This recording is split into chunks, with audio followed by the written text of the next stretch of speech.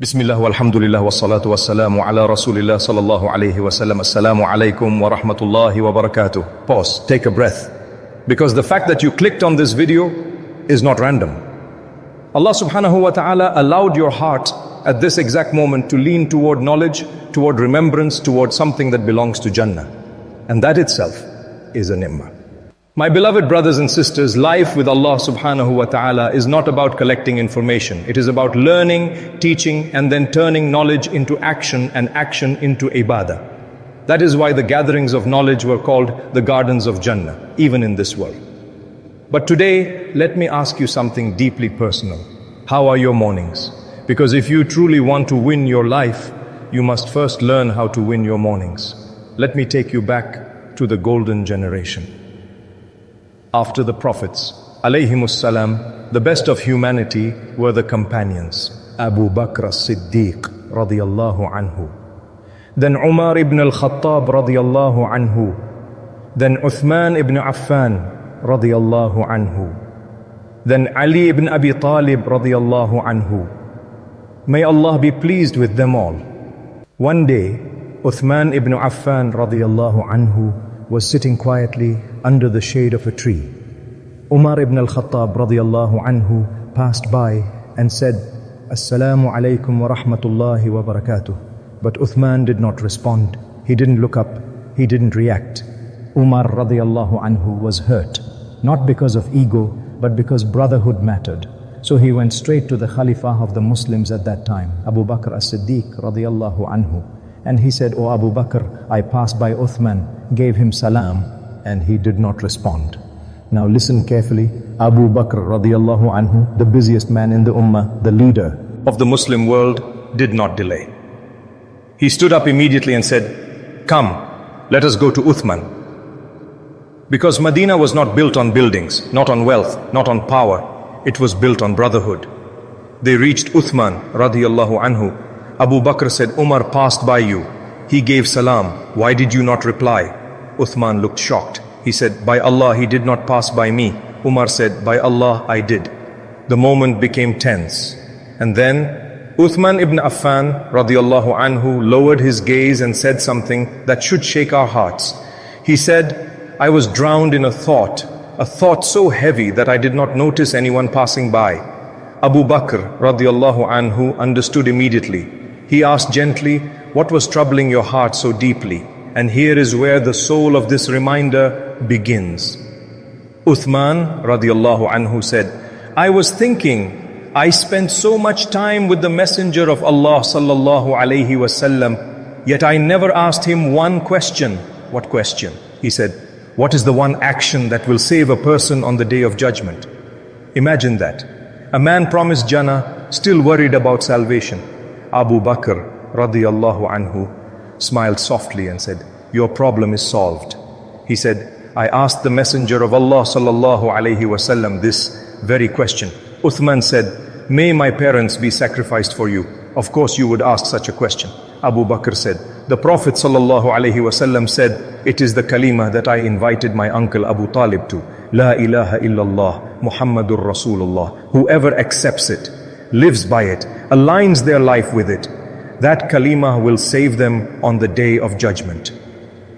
My beloved brothers and sisters, this is not just a story, this is a mirror. Because the companions started their days with the worry of the akhirah, and we start our mornings with notifications, deadlines, comparisons, anxiety. But listen to this truth. Whoever makes the akhirah their concern, Allah will take care of their dunya. And whoever wakes up only for dunya, Allah places poverty between their eyes, even if they possess the world. So ask yourself tonight, when you wake up tomorrow morning, what will your heart be thinking about? Because how you begin your morning is how you shape your destiny. Now, we will uncover why Tahajjud and Fajr were the secret weapons of the Salaf, and how one single hour before Fajr can change your entire life, my dear soul. Now listen carefully, because what you're about to hear is not motivation, it is direction. The Salaf did not wake up early because they were disciplined people. They woke up early because they understood reality. They knew something we have forgotten. Your life is not made of years. Your years are made of months. Your months are made of days. And your days are decided by how you begin your morning. This is why the righteous were obsessed with before Fajr. The scholars used to say, if you conquer the first part of your day, you have conquered the entire day. One of the Salaf described the day like a camel. If you control the camel from its head, the rest of the body follows. But if you lose control at the start, you will be dragged the entire way. This is why Tahajjud is not just an extra prayer. It is the moment Allah subhanahu wa ta'ala personally calls you. While the world is asleep, while screens are dark, while voices are silent, Allah subhanahu wa ta'ala descends in a way that befits His majesty and says, is there anyone asking me so I may give him? Is there anyone seeking forgiveness so I may forgive him? Is there anyone repenting so I may accept his repentance? And here is the painful question. Where are we at that moment? Still sleeping, still scrolling, still saying tomorrow. Abdullah ibn Mas'ud radiyallahu an would pray Fajr, then sit in dhikr until sunrise. One day, people came to visit him early. He asked them, has the sun risen yet? They said no. So he continued remembering Allah. Then he asked again. When they said, yes, the sun has risen, he said something that should shake us. Alhamdulillah, today Allah did not punish us for our sins. Subhanallah. He considered reaching sunrise without punishment a sign of Allah's mercy. This was their mindset. And we complain. Even when Allah gives us life, health, and another morning. My beloved brothers and sisters, the Prophet Muhammad sallallahu alaihi wasallam taught us something powerful. True richness is not having a lot of money. True richness is the richness of the heart. And do you know when the heart becomes rich? Not after promotions, not after success, not after recognition. It becomes rich when it stands before Allah while the world is sleeping. This is why the people of Tahajjud walk with peace. This is why they are calm in chaos. This is why Barakah follows them even when they earn less. Because Allah subhanahu wa ta'ala fills their hearts before they step into the dunya. And understand this clearly. Fajr is not just another prayer. The 2 rak'ahs of sunnah before Fajr were described by the Prophet sallallahu alaihi wasallam as better than the world and everything in it. Better than wealth. Better than status. Better than everything you are chasing. Yet we trade it for sleep, for comfort, for just 5 more minutes. Here is the painful reality. Many people want Ramadan, many people want Barakah, many people want closeness to Allah, but they want it without discipline. The Salaf prepared for success before the Adhan of Fajr. They did not wait for motivation. They moved because they knew Allah helps those who move toward Him first. Now we will give you a clear, simple action plan. How to start your day before Fajr. How to build the Tahajjud habit, even if you're weak. And how to ask Allah in a way that never returns empty. Your mornings are deciding your destiny. And the door is still open. My dear hearts, now listen carefully, because this is where everything becomes practical. Not theory, not inspiration, but a path. Most people fail not because they are evil, but because they try to change their lives without changing their mornings. And Allah subhanahu wa ta'ala designed it this way on purpose. Why? Because the morning reveals what truly matters to you. Here is the truth the Salaf understood. You don't need to wake up successful. You need to wake up sincere. Success follows sincerity.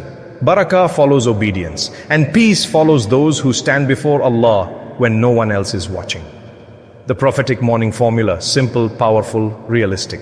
This is not for scholars. This is not for saints. This is for you. Even if you are weak, even if you have failed before. Step 1, wake up before Fajr, even 30 minutes, not hours, not extremes, just a small sacrifice. When you wake up, say, Alhamdulillahi alladhi ahyana ba'da ma amatana wa ilayhi nushur. Thank Allah subhanahu wa ta'ala for returning your soul. Because many went to sleep last night and never woke up. Step 2, make wudu with intention, not just to pray, but to wash sins away. The Prophet Muhammad sallallahu alaihi wasallam taught us that sins fall from the limbs with every drop of water. You are starting your day lighter than you woke up.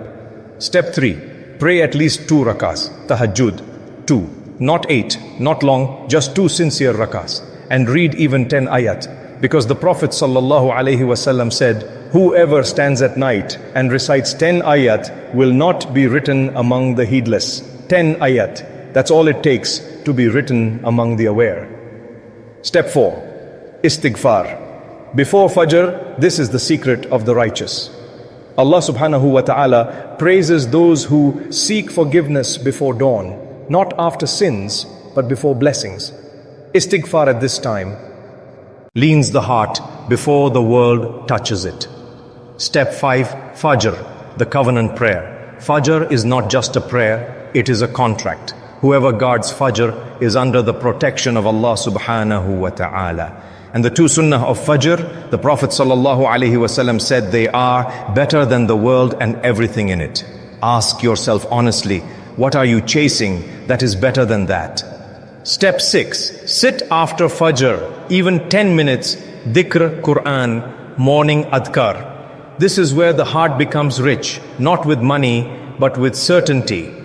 Ibn Taymiyyah, rahimahullah, used to say, my morning dhikr is my breakfast. If I miss it, I lose my strength. This is spiritual nutrition, and most people are spiritually starving. For the next 90 days, protect the first 90 minutes of your day. Not for dunya, not for notifications, not for noise, for Allah. And watch how your anxiety decreases, your discipline increases, your sins become heavier in your heart, your obedience becomes sweeter, your life gains direction, because whoever wins their morning wins their life. Allah subhanahu wa ta'ala is not asking you for perfection. He is asking you for presence. He is not asking you to change everything today. He is asking you to take one sincere step before Fajr. And He promised, whoever comes to me walking, I come to him running. Your mornings are still open. The door is still unlocked. The call is still being made. The only question is, will you answer it tomorrow morning? Now close your eyes and lift your hands in spirit, feeling the connection within. Let's whisper together, creating a shared space of hope and intention. Ya Allah subhanahu wa ta'ala, in this quiet moment when hearts are soft and tears are close, Ya Allah, we stand before you not with achievements but with brokenness, not with confidence but with need. Ya Allah, if our mornings have been wasted, forgive us. If our nights passed without standing before you, forgive us. If we chose sleep over sujood, comfort over qiyam, and dunya over akhirah, Ya Rabb, forgive us. Ya Allah, do not deprive us because of our weakness. Do not turn us away because of our sins. Do not seal our hearts because we were lazy. Ya Rabb, la taqtulna. Do not abandon us when we finally try to return. Ya Allah, make Tahajjud beloved to our hearts. Make Fajr light in our chests. Make your remembrance sweeter than sleep. Make your nearness dearer to us than the world and everything in it. Ya Allah, when the world pulls us down, pull us back to you before it is too late. When our alarm rings, wake our souls before our bodies. When we stand to make wudu, wash our sins before our faces. When we stand in prayer, let our hearts stand before you with humility. Ya Allah, make us from those whom you mention by name to the angels. Make us from those who seek forgiveness before dawn. Make us from those who are protected because they protected Fajr. Ya Rabb, if this is our last chance to change, let it be sincere.